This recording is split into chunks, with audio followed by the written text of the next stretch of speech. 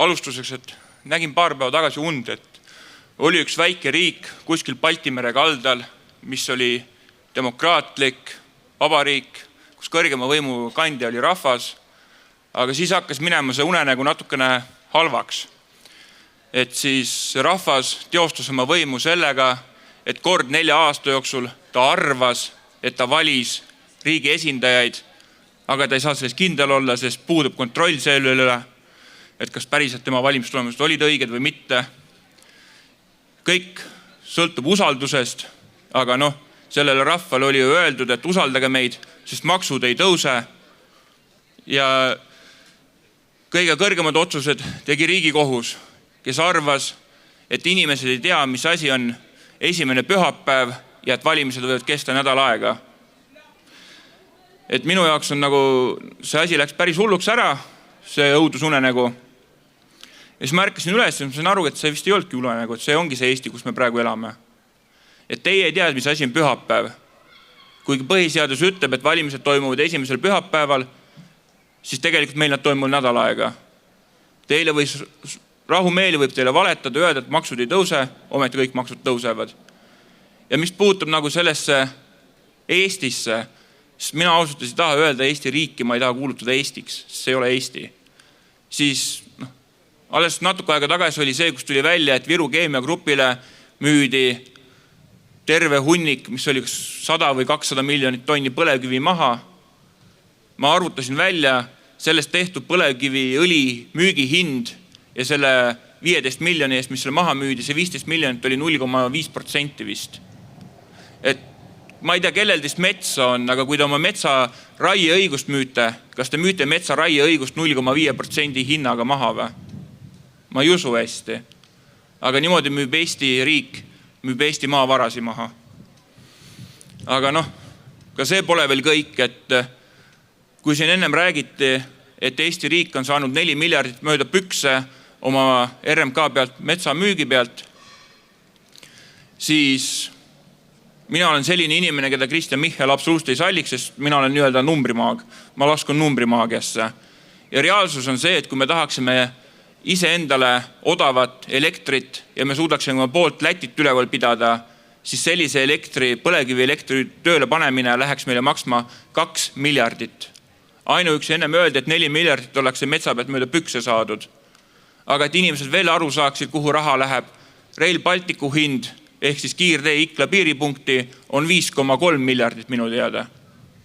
Ehk siis me saaksime nende 2 asja eest juba 4 korda Eesti elektri valmis ehitada. Et see on see, kuidas raha läheb. Aga siis riigil ei ole raha, et kodustele emadele jätta sotsiaalkindlustus alles, nagu ma õigesti olen aru saanud, või tulumaksutoetus.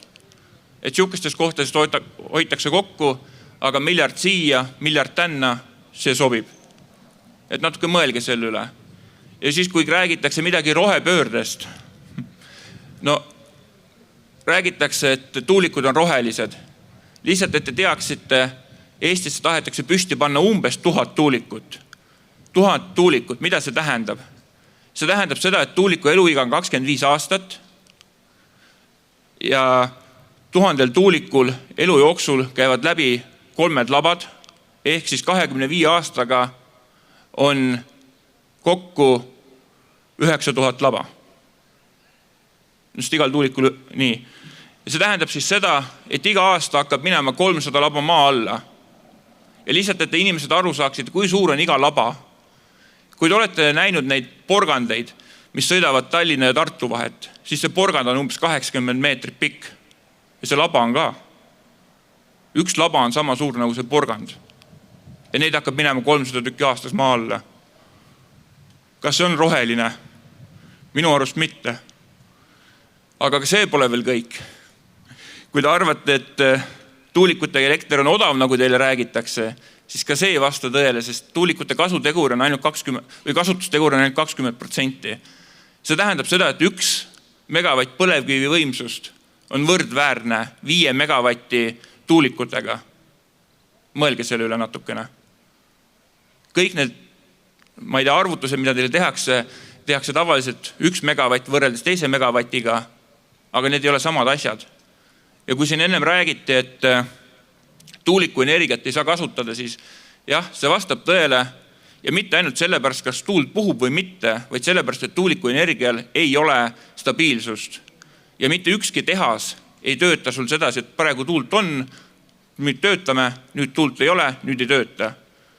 Ja seda juttu on eriti jabur kuulata, kui me samal ajal näeme, et näiteks Pärnusse planeeritakse 300 megavatise võimsusega vesiniku ja metanoli tootmistehaseid. Lihtsalt, et inimesed jälle aru saaksite, kui absurdne see jutt on, siis esiteks leiti, et see ei ole üldse riikliku tähtsusega objekt. 300 megavatti tööstus ei ole riikliku tähtsusega objekt. Eesti riigi keskmine elektrikulu on 1000. Ehk siis Pärnu omavalitsus otsustab kogu Eesti elektri hinna üle.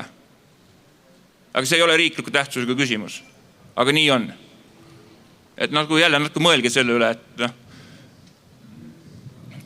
ja jällegi see tehas hakkab tööle ikkagi tegelikult meie põlevkivijaamade pealt ja tulevaste gaasijaamade pealt. Sest tuulikud sinna elektrit ei tooda, sest nad lihtsalt ei tööta niimoodi. Lihtsalt sa ei saa lihtsalt tuuliku elektriga seda elektrolysaatorit töös hoida seal. Nii lihtne see ongi. Aga sellest ei räägita. Ja ka see ei ole veel kõik, et kui nende tuulikute püsti panemine, nagu ma ütlesin, 1000 tuulikut, ehk siis umbes 8000 megavatti, ühe tuuliku rajamishind on 1,5 miljonit umbes megavatti kohta, ehk siis üks tuulik on 10 miljonit, siis te saate 8 miljardit. Tuletan meelde, põlevkivi välja ehitamine on 2 miljardit. Ja annab teile 2500 megavatti umbes, tuulikud annavad teile 8000 20% kasuteguriga ehk 1600 megavatti. Ja te panete 4 korda rohkem sinna raha alla. Kas tundub valem odava elektri jaoks? Minu arust mitte. Ja lõpetuseks ma tahaks öelda seda, et minu kohta, et mina ei ole Tallinna Tehnikaülikoolist õppinud. Mina sain esimest korda eelmine aasta Arvi Hamburgiga kokku ja mina ei ole eluses kokku saanud Alar Konistiga.